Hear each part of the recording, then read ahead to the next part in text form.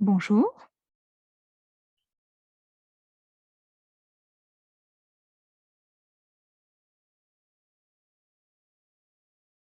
Donc, nous sommes prêtes à commencer le webinaire. Je veux juste m'assurer que tout le monde puisse me voir et m'entendre avant de démarrer. Je pense que tout fonctionne bien, à défaut de messages dans le chat. Je pense que ça fonctionne. Alors, bonjour chacun, chacune et bienvenue au webinaire de Livre Canada sur la diffusion en continu de livres audio et les modèles d'abonnement pour la distribution internationale. On est heureux de votre participation. Pour ceux qui ne me connaissent pas, mon nom est Gabrielle Etcheverry et je suis la directrice générale adjointe à Livre Canada et je suis donc ici pour aider aux échanges de questions-réponses et pour vous présenter notre invité, Michel Cobb. Alors, avant de commencer la présentation en tant que telle, je vais donner quelques instructions. Alors, nous avons une petite coupure.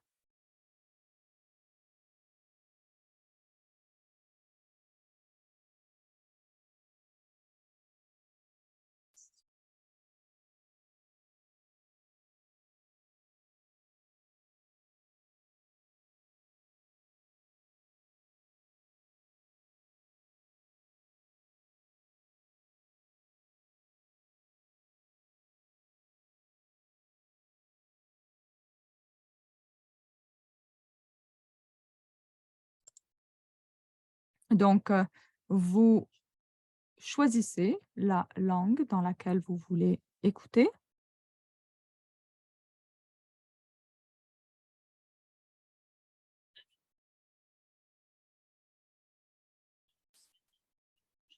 Donc, après la présentation, on a donc on a prévu une période où vous pourrez poser des questions.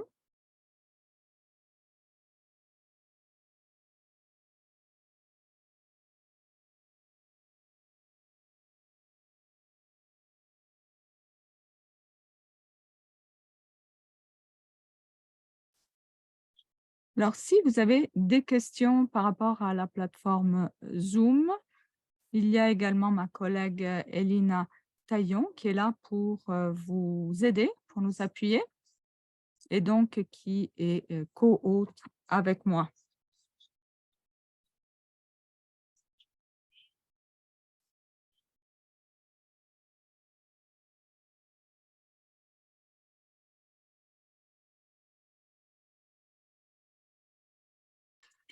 Alors, aujourd'hui, donc, on va parler de la diffusion en continu de livres audio, des modèles d'abonnement pour la distribution internationale.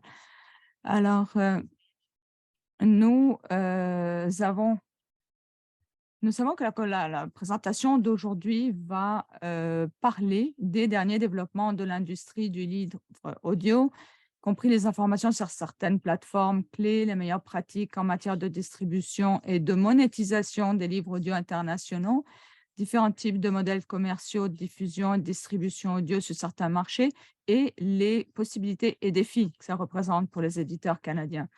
Je suis heureuse de vous présenter notre conférencière aujourd'hui, Michel Cobb, qui nous donnera un aperçu de cette incroyable croissance du marché.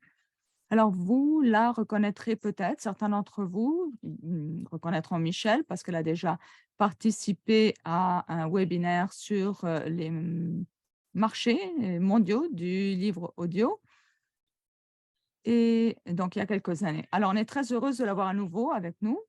Michel a commencé sa carrière en travaillant dans le monde entier, en fait, comme directrice, comme metteur en scène de théâtre et directrice générale de théâtre avant de s'intéresser aux livres audio et de passer plus de 10 ans à la division des livres audio de la BBC aux États-Unis.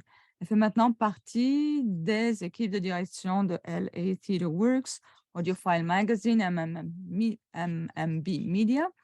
C'est une experte dans le domaine des médias numériques avec un accent particulier sur l'audio. Elle est également directrice générale de l'Audio Publishers Association, Podcast Academy et PubWest, conseillère également dans le domaine des médias. Merci, très heureuse d'être ici avec vous et Je suis prête à répondre à vos questions après la présentation. Alors, c'est intéressant parce que lorsqu'on a préparé cette présentation, depuis, en fait, ça remonte au mois de septembre, beaucoup de choses ont changé. Alors, je vais essayer de vous donner une petite idée de ce qui a évolué aussi depuis, tout en vous donnant quand même un aperçu de la situation globale du marché. Alors, je vais commencer par dire que les nouvelles continuent à être bonnes en termes d'audiolivres. Croissance en termes de production et revenus continue. Alors, l'association des éditeurs audio a partagé certains chiffres qu'on va voir ensemble aujourd'hui. Une des raisons pour lesquelles on grandit autant comme industrie, c'est qu'il y a eu beaucoup d'appui de la part de la technologie. En fait, on s'appuie énormément sur la technologie qui a évolué. Et l'autre chose qu'il faut souligner, c'est qu'il y a de la place pour encore davantage de croissance. Aux États-Unis, moins que la moitié de la population a déjà écouté un audiolivre. Alors, c'est un marché certainement prometteur. Dans un marché énorme, il y a encore un gros potentiel. Alors, c'est un bon contexte pour que les éditeurs soient plus présents lorsqu'ils veulent ajouter de l'audio à leur portefeuille. Alors, si on regarde ensemble ces résultats, donc il s'agit des ventes nettes déclarées par les éditeurs nord-américains.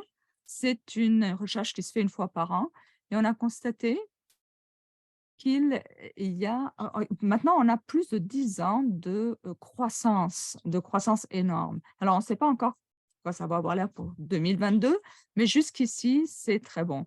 Alors, on a constaté que suite à cette enquête, cette enquête a révélé un marché de 1,6 milliard de dollars, ce qui n'inclut pas les ventes internationales. Alors, il y a très peu d'associations qui font des rapports de vente sur l'audio, mais on a quand même des estimations qui viennent un peu partout dans le monde et on estime que le marché mondial du livre audio est estimé à 5,4 milliards de dollars, comparativement à 4,52 milliards en 2021. Et on s'attend à ce que ça monte à 5 milliards et demi en 2022. Alors, on parle d'un marché de 35 milliards d'ici la fin de la décennie. Alors, il y a une énorme place, un énorme potentiel. Alors, on grandit comme industrie, il y a certainement beaucoup d'intérêt pour ce format-là.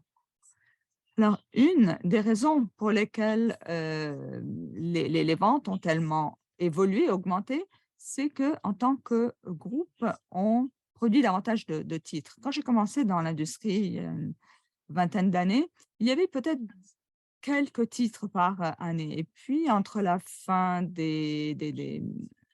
jusqu'en 2006, disons, il n'y a pas eu une grosse progression. Alors que maintenant, en fait, en 2011, on a vu que ça décollait.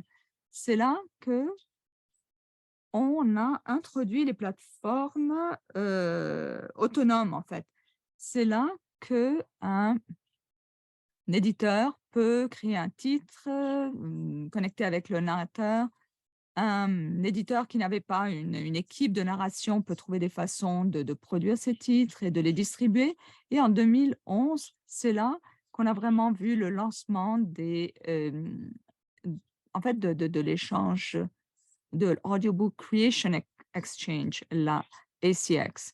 Alors, c'est là que les petits éditeurs qui n'avaient pas de ligne audio ont commencé à produire leurs propres titres et on a vu qu'il y a eu une énorme croissance à partir de ce moment-là.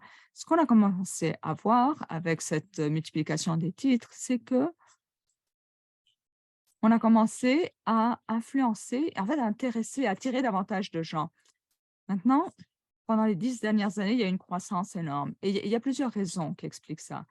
Tout d'abord, la technologie. La technologie a été un élément décisif.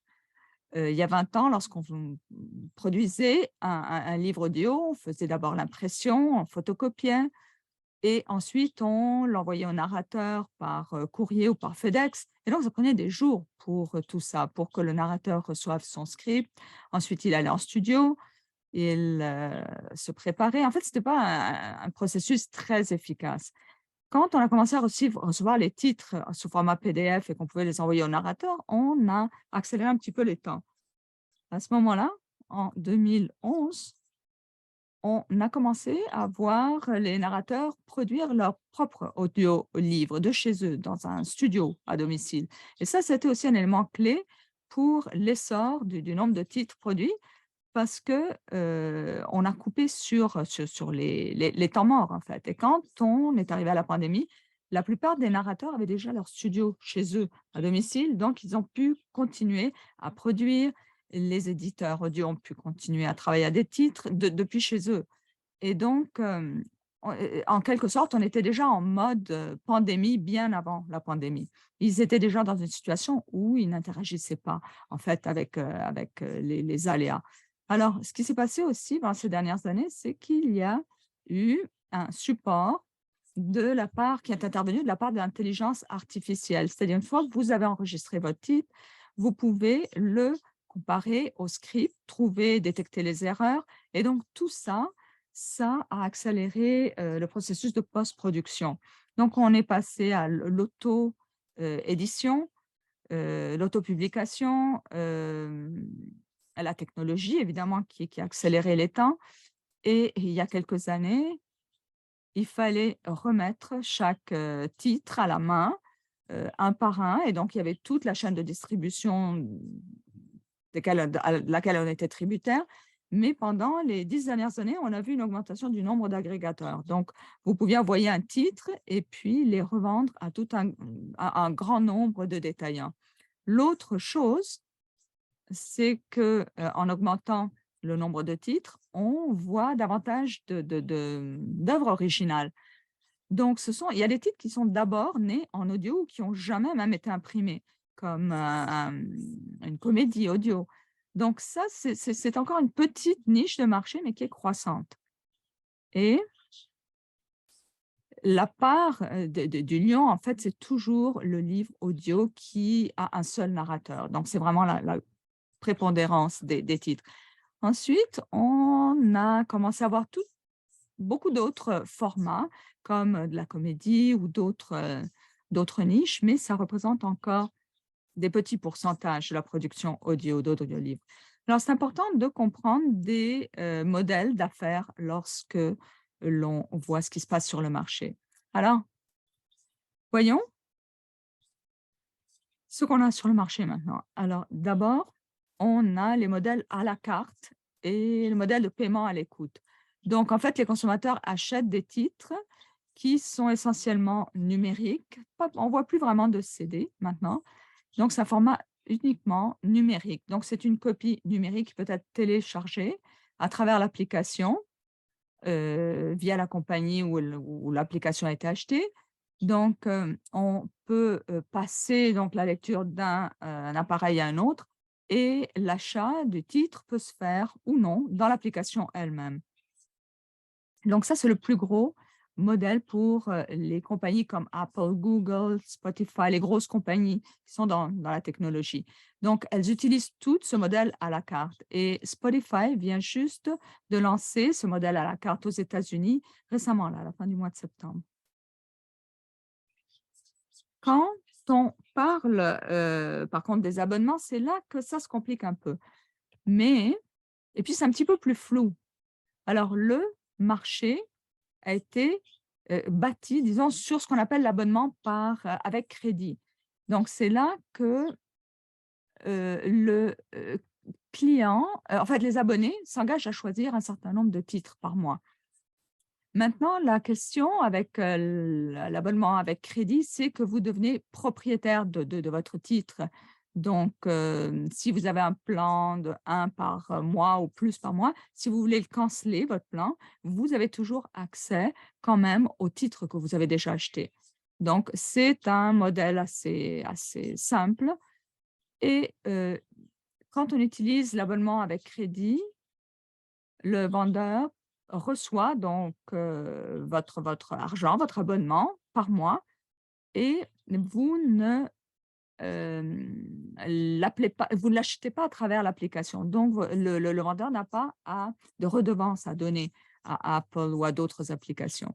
Et ça, c'est un élément clé. Si on regarde un autre modèle d'abonnement qui est celui illimité, c'est celui que vous connaissez par exemple avec Netflix. C'est très semblable. Donc, il y a comme une collection de titres qui sont disponibles et qui sont donc en diffusion continue auprès d'un fournisseur. Et quand vous cancelez votre abonnement, par contre, vous n'avez plus accès à ces titres-là. Alors, par exemple, Storytel est un de ces fournisseurs. Vous avez Scribd qui utilise également ce genre de modèle illimité. Ensuite, on a parlé beaucoup de Spotify. Spotify, pour les podcasts, pour les balados, pour la musique, est un service en fait illimité. Quand on a lancé les livres audio aux États-Unis, et depuis, il est présent au Royaume-Uni, en Australie, etc.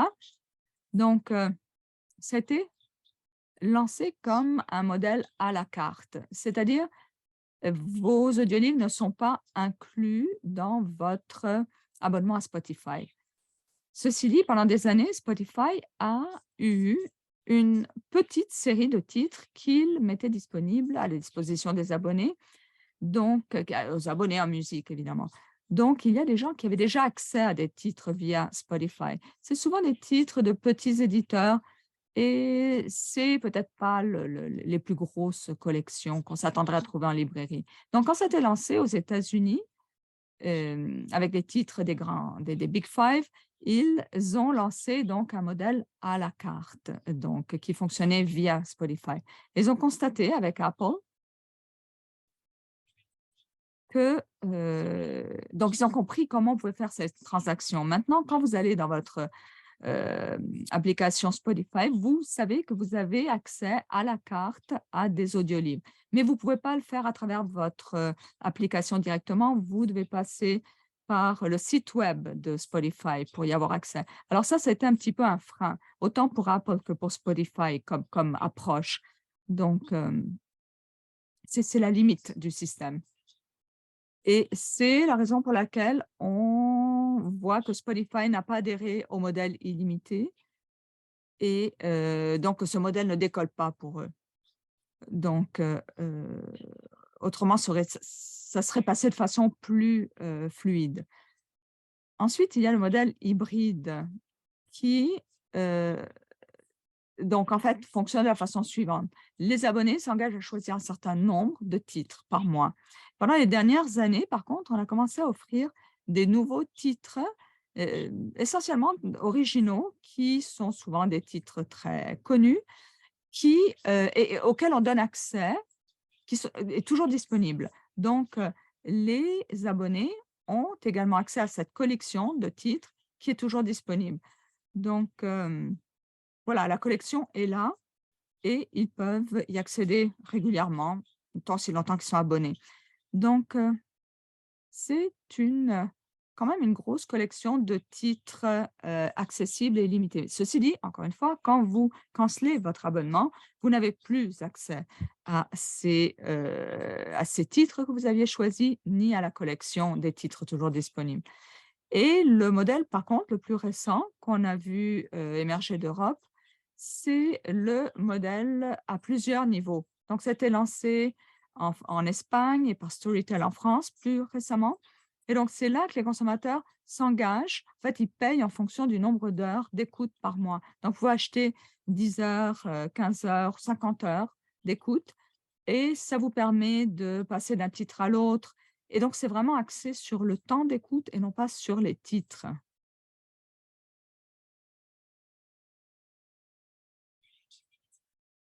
Alors, pensez-vous que c'est important aussi de parler du marché des bibliothèques?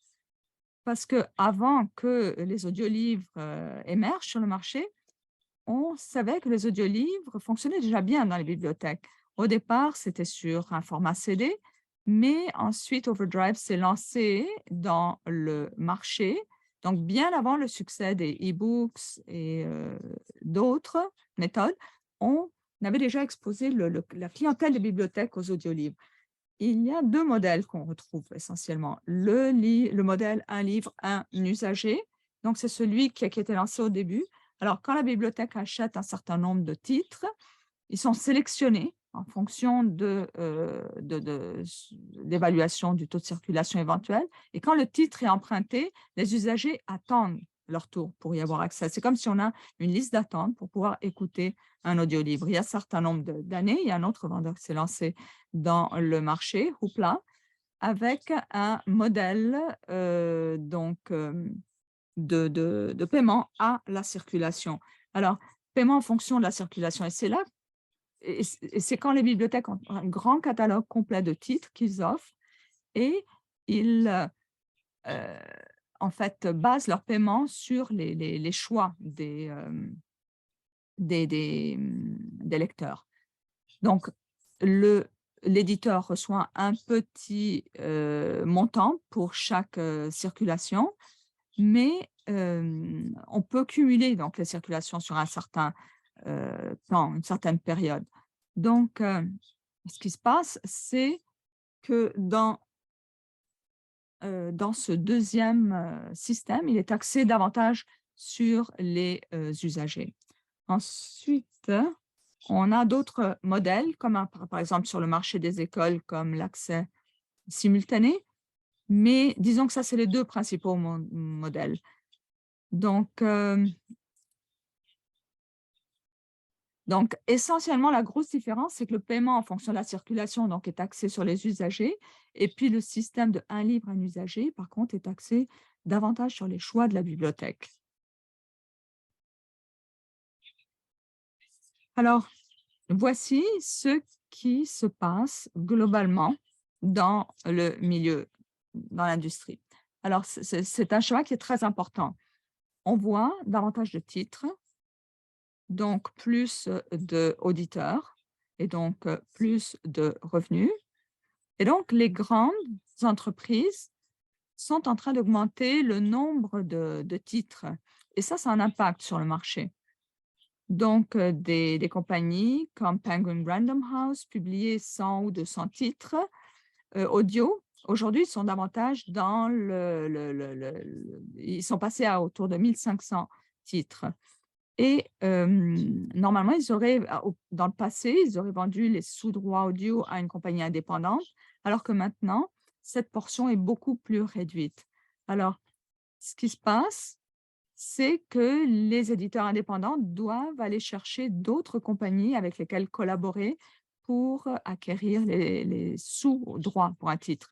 Donc, la production a augmenté, ce qui a élargi les listes, mais ça a amené les éditeurs indépendants à aller chercher leurs titres ailleurs et aller chercher aussi des financements pour pouvoir continuer dans cette direction. Ce qu'on a pu constater pendant ces dernières années, c'est que les grandes entreprises, surtout les éditeurs indépendants, sont devenus de plus en plus grands en acquérant d'autres entreprises plus petites. Donc, avant, il y avait des petits éditeurs audio et des grands, et très peu au milieu, entre les deux, alors que maintenant, ça a complètement changé. En fait, maintenant, on en voit de moins. C'est le contraire, dans le sens que ceux intermédiaires de taille moyenne ont été achetés par les plus gros, en fait, maintenant. Et donc, les entreprises de taille moyenne disparaissent. Par ailleurs, il y a une résistance des éditeurs à cause des problèmes liés aux applications parfois. Et donc, parfois, les abonnés, les auditeurs vont payer peut-être un 10 $ par mois. Et s'ils écoutent une centaine d'audiolivres par année, votre portion, c'est-à-dire les 120 $ qu'ils dépensent par an, eh bien, la portion que vous allez retenir de cela peut être très, très limitée. Mais c'est sûr que plus on a d'auditeurs, plus le marché grandit. On n'a pas trop de chiffres là-dessus parce qu'il y a encore un peu de résistance de la part des éditeurs. Mais il y a davantage de compagnies qui travaillent sur échelle mondiale qui fonctionnent bien. On a également des problèmes pour voir comment les compagnies technologiques comme Apple et Spotify pourront se positionner. Alors, on sait qu'il y a de la pression sur le marché parce que c'est un type de produit qui est donc dans le domaine du divertissement. Ça a bien marché pendant la pandémie parce que les gens avaient plus de temps et plus d'argent à dépenser. Maintenant, les prix ont augmenté, les transports, les difficultés, et cetera. Ça se peut que les habitudes d'écoute de la part des auditeurs changent, alors qu'ils ont davantage de pression sur leurs revenus, en fait. Les podcasts, donc les balados sont très populaires, par exemple, et qui très différents des audiolivres, mais qui intéressent beaucoup les auditeurs. Donc, qui représentent quand même une certaine concurrence et ça sera intéressant de voir comment ça va évoluer dans les prochaines années. Une autre chose que l'on constate, c'est qu'il y a beaucoup de pression de la part des consommateurs pour avoir quelque chose qui soit facile à utiliser. C'est-à-dire aller dans une application, choisir le titre qu'on veut et commencer à écouter immédiatement. Donc, trouver facilement quelque chose à écouter, des bonnes idées, des découvertes, etc. Donc maintenant, avec 74 000 titres par année qui sont produits, il y a énormément de compétition, de concurrence dans le marché. Les consommateurs veulent que ce soit facile, accessible et bon marché. Donc, c'est la pression de la part des consommateurs. Maintenant, si on passe au balado, le marché des balados a connu une croissance énorme pendant ces 10 dernières années. On voit une augmentation au niveau de leurs revenus d'abord et on voit que c'est un produit très semblable aux audiolivres, mais qui fonctionne un peu différemment. Si vous donnez à un consommateur un audiolivre et un balado et vous ne leur dites pas de quoi il s'agit et ils écoutent, ça se peut aussi qu'ils ne soient pas capables de faire la différence à cause du contenu, à cause de la présentation aussi, parce que ça peut être très, très semblable. Mais les balados ont été à l'appui des audiolivres dans bien des sens. On a vu donc une évolution des audiolivres, en fait, une croissance des audiolivres en même temps que les balados. Pourquoi? Parce que les consommateurs passent souvent d'une expérience à l'autre. Quand vous avez écouté un balado gratuit, il y a des grandes chances que vous soyez prête à écouter un audiolivre. Alors, les balados vous aident aussi à créer du contenu bonus pour les audiolivres et souvent, on publie un titre et ensuite, on rajoute un contenu bonus qui est présenté via, balado. Donc c'est complémentaire. On a vu des balados qui fonctionnent très bien, qui ensuite se transforment en format, audiolivre. Alors, il y a beaucoup d'échanges entre les 2 secteurs et donc ils s'appuient l'un l'autre. Les balados sont très bons aussi pour mettre en marché le titre, parce qu'ils peuvent aider les auteurs aller, arriver à des marchés, nouveaux marchés potentiels, parler avec le monde. Alors, une des choses dont on a beaucoup parlé dans le monde des livres audio récemment, dans les derniers 18 mois, c'est l'utilisation de l'intelligence artificielle, cette fonction de synthèse de la parole qui est disponible à partir des grands détaillants avec les livres audio, les livres électroniques. Ça n'a pas été quelque chose qui était facile à écouter. Toutefois, la technologie avance et les voix commencent à s'améliorer. Alors, vous avez cette voix à texte que vous pouvez l'avoir, texte à voix, et Google offre cette synthèse de la parole. Et puis aussi, on peut lire un livre audio par un auteur, par exemple. Ça, c'est quelque chose qui ne va pas changer. Nous pensons que le marché va avoir une partie des titres qui se feront de cette façon par la voix narratrice de l'intelligence artificielle. C'est plus rapide pour la production, c'est moins onéreux. Alors ça va être une partie du marché, surtout pour des livres qui ne seront jamais produits de façon audio à cause du nombre de ventes. Nous avons vu aussi des avancées au niveau de l'intelligence artificielle où les voix humaines sont utilisées comme base. Par exemple, quelqu'un est enregistré avec 1000 mots et puis cette voix est après développée par ordinateur et intervention humaine pour pouvoir créer un livre audio avec une voix particulière, une voix humaine particulière. Et puis, en fait, bien sûr, que c'est des contenus, on sait que beaucoup de grandes entreprises travaillent à améliorer l'offre en ce domaine. Toutefois, nous voyons qu'une des raisons principales que les gens écoutent vraiment un livre audio, c'est que cette émotion, ce lien émotionnel avec la voix, le narrateur. Et puis ça, c'est une fossé à combler. Pendant 20 ans, on a dit pourquoi est-ce qu'on peut écouter un livre audio? Est-ce que ce n'est pas la lecture? Est-ce qu'on est en train d'éviter de lire? Mais le fait, c'est que quand on lit avec les yeux et quand on lit avec les oreilles, le cerveau s'allume de la même façon. Et puis, c'est ce lien émotionnel avec les mots qu'on ne peut pas avoir avec une voix qui nous vient d'un ordinateur. Et maintenant, nous allons dans un niveau différent, mais technologique, les jetons non fongibles. Et ça, c'est quelque chose où les éditeurs ne dépensent beaucoup de temps, mais vous permettent d'avoir un contenu numérique exclusif et unique, une façon, en fait, de emballer. Par exemple, vous avez un livre audio qui vend des millions d'exemplaires, mais qui avait seulement euh, une page couverture qui est identifiée par les différents détaillant, mais peut-être que votre auteur a une personnalité particulière, que ce soit un gamer, que ce soit en fait un artiste. Et vous pouvez en fait vendre ce livre avec une couverture numérique exclusive.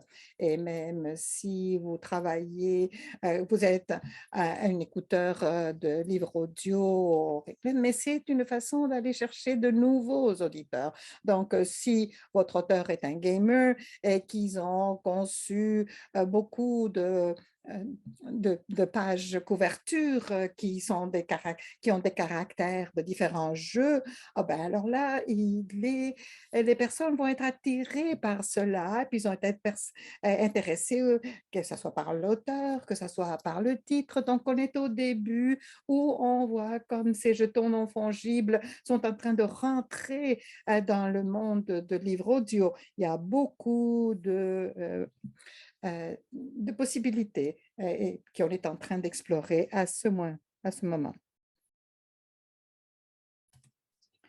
Alors maintenant, parlons un peu des différentes régions dans le monde et qu'est-ce qui se passe dans le domaine du livre audio. Ce n'est pas surprenant qu'en France, comme dans beaucoup de pays, la majorité de l'écoute se fait sur le téléphone intelligent, comme aux États-Unis. D'ailleurs, si vous avez un téléphone intelligent, vous avez la possibilité d'écouter beaucoup de livres audio et c'est d'une façon efficace. Surprenant, et c'est que de voir qu'il y a un grand nombre de personnes qui l'écoutent à la maison, mais maintenant, vous pouvez le mettre dans votre poche et puis même rentrer à la maison, continuer à écouter. En France, on le voit avec les téléphones intelligents. Il y a aussi beaucoup de nouveaux auditeurs masculins. Audible est le leader sur le marché et à peu près avec 15 000 titres disponibles aux États-Unis, je pense qu'il y a 500 000 titres, si sinon plus. On a commencé à avoir beaucoup d'intérêt en France. Il y a eu même le Festival du livre audio en mai a suscité beaucoup d'intérêt, beaucoup de conversations. Et dans les derniers mois, il y a eu le lancement de Storytel avec le modèle d'abonnement à plusieurs niveaux, c'est-à-dire un certain nombre d'heures par année. Et aussi Bookwire, qui est un agrégateur qui produit leur propre livre audio, ont eu en fait le sommet All About Audio, qui est consacré à l'innovation dans le domaine de l'audio en France. Alors, le Mexique, ça, c'est le deuxième marché en importance pour le livre audio en espagnol. Il y a 2 ans, Storytel a commencé à ouvrir le marché avec 2500 titres. Et puis, vous voyez que c'est très important dans n'importe quel pays que vous ayez suffisamment de titres pour attirer les gens à venir à votre plateforme, pour écouter, pour explorer. L'accent est mis surtout sur l'abonnement illimité. Et puis, ça a vraiment progressé beaucoup pendant la pandémie. Dans plusieurs études, on voit que comment au Mexique, il y a un intérêt très marqué pour la non-fiction. L'écoute de la non-fiction aux États-Unis monte et descend, mais il y a eu une croissance au cours des dernières années avec beaucoup de livres de contenu politique en Espagne. Bourgogne nous dit qu'il y a eu une croissance de 15% de croissance des livres numériques et des livres audio pendant la pandémie. Ça a permis à être les bibliothèques et les éditeurs ont en fait présenté de nouveaux livres audio et puis en permettant qu'il y ait plusieurs personnes qui peuvent écouter en même temps. À il y a 15, avec 5% en Espagne, du marché est en bibliothèque, 15% c'est du paiement à l'écoute et 80% vient du marché en abonnement. Mais 2 tiers des titres produits sont produits par maisons d'édition. On a maintenant beaucoup d'éditeurs des États-Unis produisent, que ce soit en espagnol, que ce soit en espagnol d'Espagne, en castillan ou en espagnol de l'Amérique latine. Maintenant, au Royaume-Uni, comme aux États-Unis, on a vu énorme croissance. Et il y a des modèles mixtes avec crédit et abonnement illimité. Et en fait, Audible est le détaillant le plus important avec ce type d'abonnement, mais il y a aussi d'autres abonnements illimités. Ici, vous voyez euh, beaucoup plus d'activités de payer par écoute qu'en Espagne. Et on voit aussi plus d'activités qui se fait dans les bibliothèques. Au Royaume-Uni, en fait, les CD ont été toujours très présents dans les bibliothèques. Il y a aussi une augmentation du nombre d'auditeurs masculins plus jeunes. Dans une enquête, on a vu qu'il y a un ralentissement dans la croissance du livre audio au début de 2022. Ah, et peut-être à cause des personnes qui vont quitter, en fait, que la pandémie est finie, les gens sortent plus, il y a une pression quant au coût aussi des autres choses qui augmentent. Et on pense qu'à la fin de l'année, il y aura une croissance en général, mais peut-être non pas au même rythme qu'auparavant dans les doubles chiffres, comme on a vu aux États-Unis et au Royaume-Uni avant. Mais c'est intéressant, après que j'ai lu cette enquête Nielsen, j'ai lu notre article parce qu'en fait, cette enquête parle d'un grand nombre de personnes qui disent et qui écoutent les livres audio par Spotify. Et puis ça, c'était avant le lancement du modèle payé par usage. Et puis, qu'il était présent dans la musique, dans les livres audio. Et puis, les plus jeunes, que en fait, c'était pas des personnes qui vont aller en détaillant, ils vont pas être attirés par l'abonnement à crédit, mais par contre, le modèle Spotify était attirant. Euh, mais beaucoup de personnes ne savaient pas que Spotify offrait ce type d'abonnement. Alors, j'ai lu plusieurs articles qui disaient comment on peut dire qu'ils ont des livres audio par euh, Spotify avant qu'il y ait eu le lancement fait par Spotify. C'est parce qu'ils étaient là déjà, mais en fait, ce n'était pas les écouteurs typiques. Donc, on a parlé beaucoup du marché aux États-Unis. On sait qu'en fait, il y a 1,6 milliard de revenus en 2021, une augmentation de 25% par rapport à l'année précédente. Mais on ne pense pas que ce type d'augmentation va se poursuivre. Beaucoup de personnes continuent, la plupart continuent à écouter sur un téléphone intelligent.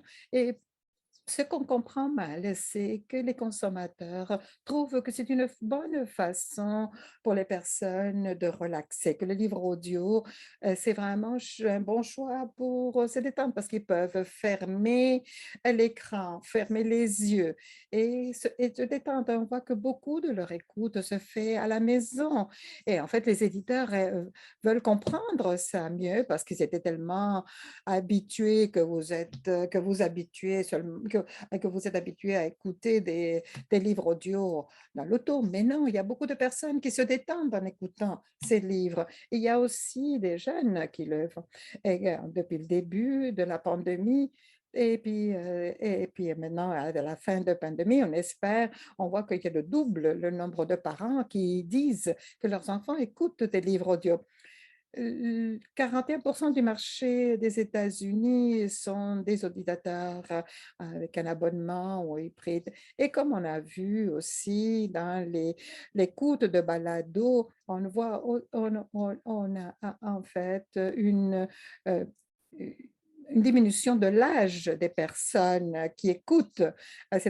Alors maintenant, la distribution et la monétisation.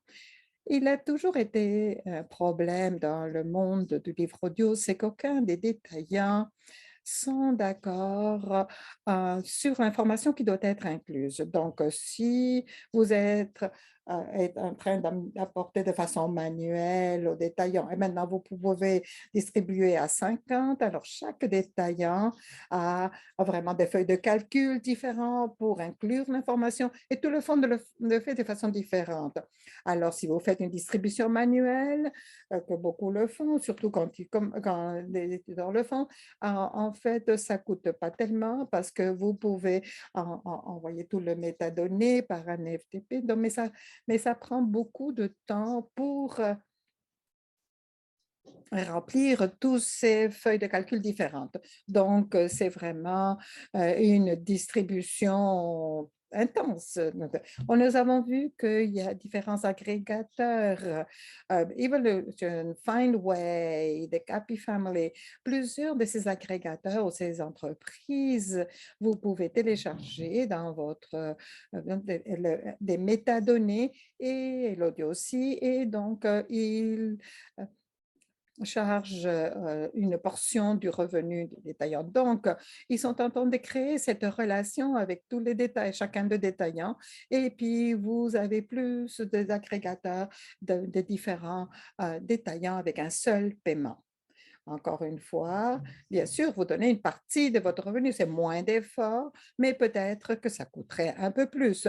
Beaucoup des grands éditeurs utilisent le Fluxonix et qui, en fait, quelqu'un qui a une grande collection, c'est une bonne façon d'y aller. Beaucoup des agrégateurs doivent faire en fait des téléchargements manuels de chaque titre, mais par contre, à Fluxonix, on peut importer le tout de façon beaucoup plus efficace.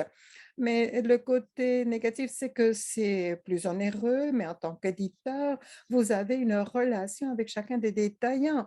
Donc, on peut travailler avec chaque détaillant sur comment faire une mise en marché pour, en fait, améliorer la distribution. Bien sûr, il y a plusieurs options d'auto-édition, en fait, ou de le faire vous-même pour la distribution et aussi de tout faire en même temps, que ce soit la création du livre audio, comme la distribution, etc. Alors, quelles sont les possibilités ou les occasions dans le marché? Si vous êtes un, un éditeur, que vous n'avez pas un département d'audio, vous pouvez vendre des sous-droits et il y a quelqu'un qui va pour en partie des frais. Et vous pouvez aussi produire, développer votre propre collection. Vous pouvez le faire à une plateforme d'auto-édition. Vous pouvez envoyer aussi un titre dans un studio de production où vous pourrez en fait engager un narrateur pour avoir un format audio et vous pouvez développer votre propre collection. Il y a beaucoup de possibilités de distribution mondiale basées sur vos propres droits. Donc, si vous avez des droits en anglais ou en français, vous pouvez les présenter dans différents marchés.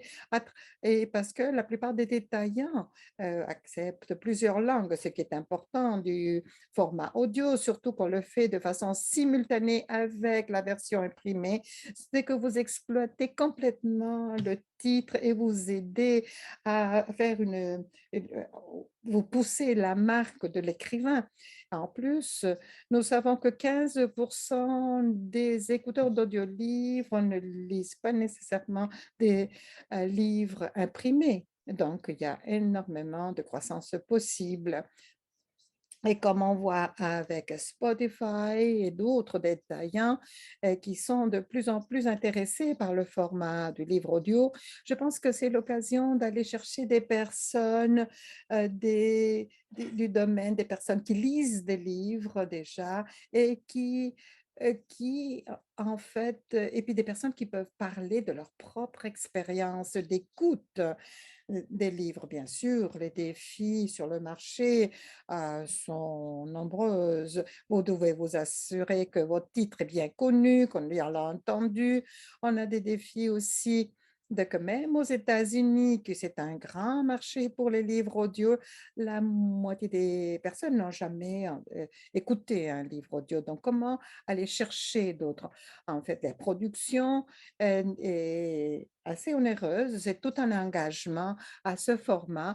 Et bien sûr, on doit apprendre de toute façon, différentes façons de présenter des archives, euh, euh, les métadonnées sont différentes. On doit bien comprendre tous ces éléments avant de faire cette distribution, de faire, et puis c'est en fait des coûts, que ce soit sur des temps de travail de personnes, comme des frais comme tels. Alors, je pense que je finis, puis là maintenant, je serai très heureuse de vous entendre et puis d'entretenir vos questions. Comment le modèle à plusieurs de Nivion fonctionne au niveau des redevances? Il n'y a pas des normes comme telles pour cela. Il y a des pourcentages, ni rien, mais c'est que chaque éditeur établit ses propres contrats avec les détaillants. Ça dépend de type d'abonnement illimité à crédit. Et puis, et c'est basé sur le pourcentage de l'écoute. Donc, il y a un frais unique. Et puis, si vous avez 10% de l'écoute, alors vous allez avoir un 10% de ce prix unique moins ce que le détaillant en charge. J'espère que c'est clair. Et il y a une question dans le chat, dans le clavardage, dit qu'on espère voir quels sont les termes euh, entre les éditeurs indépendants comme nous, parce que tous les détaillants, nous comprenons que ces montants nets payés aux éditeurs par les détaillants avec les différents modèles, c'est important de le savoir. Il n'y a pas de normes comme telles, à savoir que chaque détaillant établit une entente avec chaque éditeur. Ça dépend de la taille de la collection de l'éditeur, la valeur des titres du point de vue du détaillant. Mais si vous travaillez avec une entreprise comme Fanway, qui a été achetée par Spotify tout récemment, ils travaillent avec toute une série de détaillants et il vous montre des pourcentages que vous le recevrez de chacun de ces détaillants selon les différents modèles. Et puis, sont assez standards. Donc, c'est une bonne façon d'utiliser un agrégateur pour avoir de l'information sur ce type de pourcentage le détaillant paye pour chaque modèle. Malheureusement, à moins qu'on ait une relation directe avec chaque détaillant, vous ne savez pas quel est le pourcentage. Donc, si vous avez relation directe avec des détaillants dans les livres électroniques, qu'ils ont une section de livres audio, vous pourrez voir déjà avoir une idée de qu'est-ce qu'ils donnent dans la partie des livres audio. J'espère que j'ai répondu à votre question.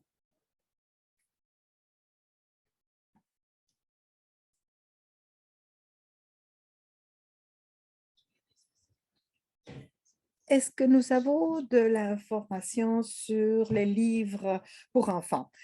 Ça, je pense qu'il y a beaucoup de place à la croissance. Il n'y a pas beaucoup de détaillants qui sont axés sur la production de livres audio pour enfants. Ou d'avoir comment, com-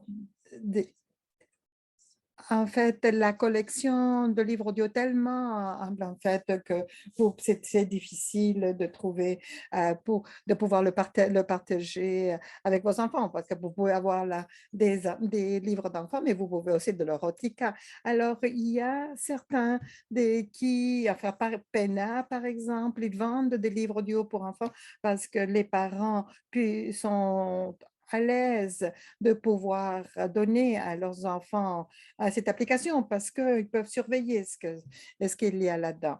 Et puis, il y a aussi des appareils MP3. C'est comme donner un stéréo.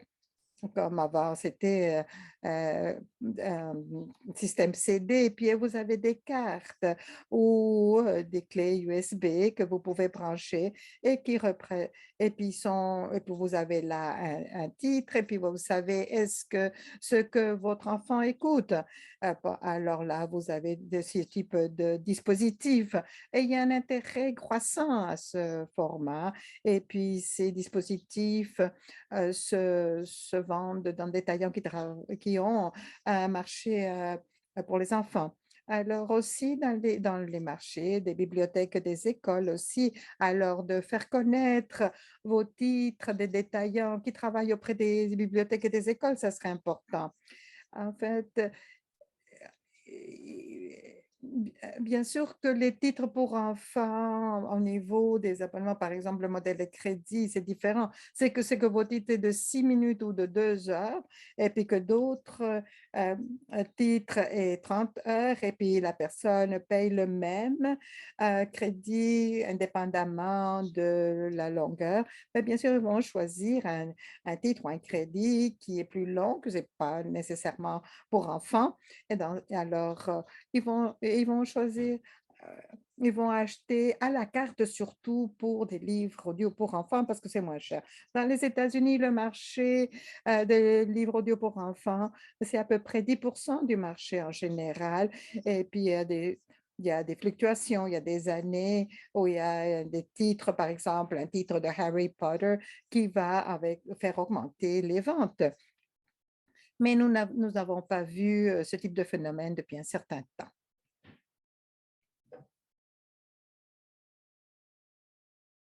Est-ce qu'il y aurait d'autres questions?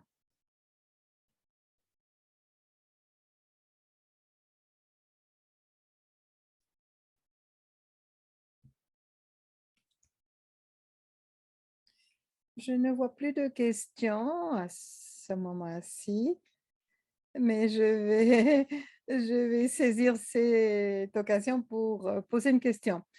Euh, Au niveau de la taille du marché des États-Unis comparé à d'autres marchés internationaux, est-ce que c'est beaucoup plus grand parce que la population est beaucoup plus grande ou c'est une question d'accessibilité, de production? Je pense que c'est parce que il y a beaucoup de titres qui sont disponibles depuis peut-être plus longtemps. Je pense que c'est une question. Ça a eu un effet beaucoup des marchés comme en Amérique latine, même l'Europe, sont des marchés assez jeunes en comparaison. Donc, il n'y a pas eu le même effet. Nous avons le marché asiatique comme la Chine, l'Inde, qui sont des marchés croissants. Toutefois, l'Inde, c'est un bon exemple où vous avez avoir un produit vraiment pas trop dispendieux pour que ça puisse devenir populaire. Alors, il y a des gens qui même parlent d'un abonnement par jour. Vous pouvez écouter un jour et payer. Donc, je pense qu'il y aura beaucoup plus de créativité quant au modèle dans différentes parties du monde. Oui, ça s'explique, bien sûr. Est-ce qu'il y aurait quelqu'un d'autre qui aurait des questions? Alors, on va laisser quelques minutes. On a quelques minutes encore. Donc, si on n'a pas encore des questions aujourd'hui, vous avez bien sûr la fonction de questions-réponses, mais vous pouvez nous envoyer des questions, mais vous pouvez envoyer des questions à moi, puis je les envoyer à Michel et elle va se faire un plaisir de vous répondre. Oui, je dirais qu'une grande partie de ce que je fais, c'est de voyager sur le plan international et puis je parle aux gens. Puis donc, je suis très intéressée à la question. Je viens d'avoir une question de la Suède, en fait. Alors, euh, si nous n'avons rien d'autre, j'aimerais remercier à tout le monde pour votre présence. Michel, bien sûr, pour tout le travail qu'elle fait avec nous, aux interprètes qui on offre. Alors, oui, c'est Lina qui nous offre le lien pour notre... Ah, mais il y a une question. Alors, peut-être, c'est qu'on va pouvoir vous l'envoyer ou l'envoyer à Michel, mais, mais peut-être que Michel veut y répondre. Pas de problème, juste directement. Non, oui, oui, il y a bien sûr de l'information spécifique séparée des chiffres aux États-Unis. Dans notre rapport, on a un lien très intéressant qui parle du marché canadien. Alors, donc, si vous aimeriez répondre à vous pourrez nous donner, s'il vous plaît, dans le sondage. Et puis, on va remercier aussi le Fonds du Livre Canada. Et puis, comme j'ai dit, toute personne qui aurait des questions après la séance d'aujourd'hui, s'il vous plaît, sentez-vous à l'aise de vous envoyer vos questions. Alors, merci infiniment à tout le monde. Et on se voit au prochain webinaire, Michel. Alors, merci, au revoir à tout le monde. Au revoir.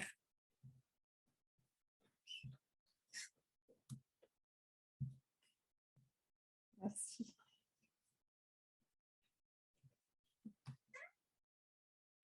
Bye bye, merci. À la prochaine, au revoir. Merci, bye.